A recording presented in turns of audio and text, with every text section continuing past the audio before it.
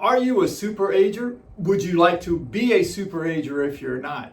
Well, chances are, if you're in the middle age, we're talking 40s, 50s years of age, you still have time to help your body get there. Today, we're going to dive into the 6 things that I've learned working with super-agers over the last 20 years that I think will help you. Stay tuned. Oh, don't forget, be sure to subscribe, ring the bell down below, and as always, leave comments. Love to hear your comments. Welcome back to the Muscle Repair Shop. Today, we're going to talk about super-agers and give you the 6 things of what I've learned from super-agers as to how they were able to do that in their lives. It's not a lot of secrets here, but there are things that we don't normally think about as we live our lives from our 30s, 40s, and 50s. But if you can take these into account today in your life, if you're in that age range, and even into your 60s, you can reverse a lot of things that have happened in your life and actually improve your odds of living much longer and a healthier life. Now, I know most people look at lifespan, total lifespan, as something that's close to 80 years of age, and we see a lot of people who are 80 years of age. Unfortunately, when you look at healthy lifespan, that usually stops around 49 to 50 years of age.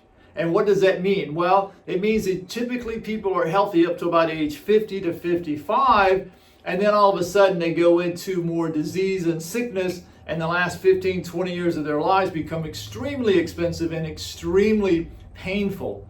But what we want to do is help you not only get to beyond 80 years old, but also help you live a more healthier life. So I'm going to start sharing these today as to why they're important, what they are, and how some of these people have explained they do that. So let's start off with the obvious ones. Number 1, diet. So when I talk to many of my clients who are super-agers and I talk to them about their diets, they're very conscious about what they eat. They eat typically a more plant-based diet with meats for proteins, and they always keep their proteins up. But one of the unique things I've noticed with several of them is when I've had lunch with them or dinner with them, instead of eating bread for sandwiches, they'll use lettuce in place of the bread, which I thought was kind of interesting because now we're talking about people who are over 85 years of age, and some of them even into their 90s, and they're still concerned about what they eat, but now it's more of a habit because they've done it for 50, 60 years. They're not eating fast foods, they're not eating loads of desserts, they don't drink hardly at all, if any, and they're certainly not drinking sugar-sweetened beverages. There's lessons to learn from here. And so by doing that, it helps to reduce the fat in their body and, more importantly, the triglycerides or fat in their bloodstreams, which allows them to keep their blood pressure low, keep their diabetes low, keep their cholesterol low, and that allows them to be able to function much better, not only physically, but also mentally, which keeps their cognitive abilities much stronger. Number 2, exercise. What amazes me is they're not killing themselves in the gym. They're not trying to be looking like Superman at 90 years of age, but they exercise every day. Now that exercise includes walking, it includes working in the garden, it includes going to the gym 2 or 3 times a week, it includes playing tennis, riding their bike. Now when we talk about these things, it's little common things that you'll see older people do. Instead of taking an elevator, they'll choose the stairs. Instead of parking close to the door of a store, they'll park halfway all the way to the end of the parking lot and walk in, because they want to keep that ability, their muscles strong to be able to do that. And by keeping their muscles strong, along with eating more protein in their diet, they now can keep their bones stronger, and they also keep their heart pumping because cardiovascularly they're keeping their heart and their lungs healthier.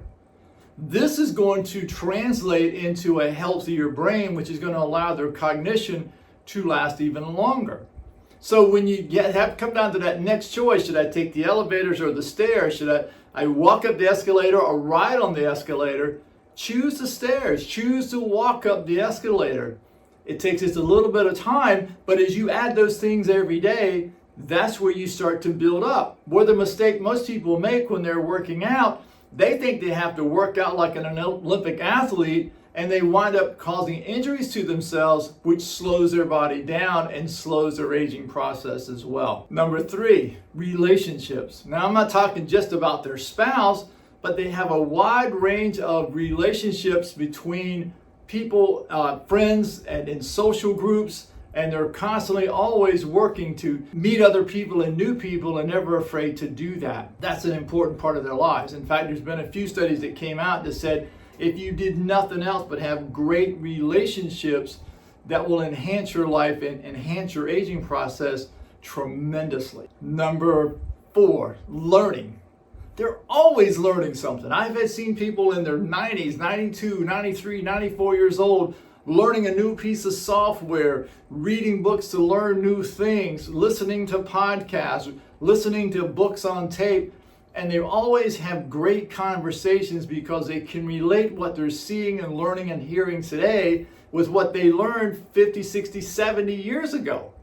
So they have a real broad, wide range of knowledge that not only does it help them with their brain, but it's going to help you talking to them with your brain because you'll learn so much more. The important thing is because of the plasticity of the brain, the more they continue to learn, the better the brain functions. And what studies have found recently is that when you look at people who are learning on a constant basis, their brain matter is much larger than the people of the same age that do not. Number 5, purpose. They always have a purpose in their life. They're the reason they get up every morning to have something to do.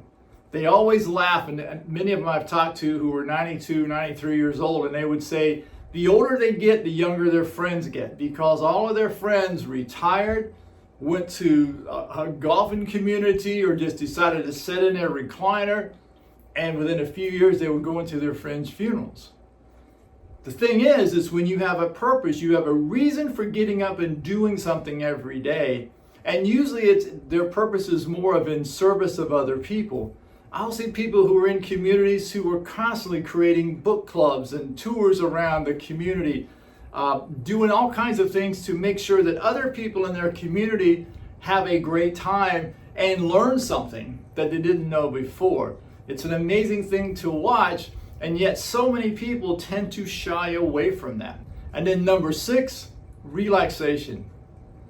They understand the importance of getting proper sleep, because they'll all sleep between 7 and 8 hours a day, and relaxation, which means instead of worrying about every single little thing that's going on around them or around the world, their focus is in just their world and how to make the people around them, their lives better, which makes their lives better. And so it's a matter of community is what we're looking for here. So they're doing personal things like improving their diet and improving their exercise, but they're also improving their community by not only being a part of it, but making that community better by the things that they learn and the things that they do. I have found it fascinating to be able to talk to older people and just learn how that they manage to live 85 to 95 years of age. In fact, I've talked to one as old as 98 years old who is still learning and doing all these things. How is that so different from everybody else? And once you realize the way they've lived their life throughout their lives is way different than the way most people live their lives. So I hope this has been helpful for you. I hope there's some habits in there you can pick up. You can always leave comments, ask questions. I'll be happy to build on what I've talked about in this video. In the meantime, make sure you subscribe down below, because I know that the majority of you watch my videos, but you haven't yet subscribed. And if you can subscribe, which is going to help me make more money to make these videos even better for you, please subscribe down below. It doesn't cost you a dime. And ring the bell so you get notifications every time a video comes out. And if you have comments, please leave your comments down below. And for now, see ya. I hope you enjoyed this last video. Be sure to click on the video here to my left and enjoy.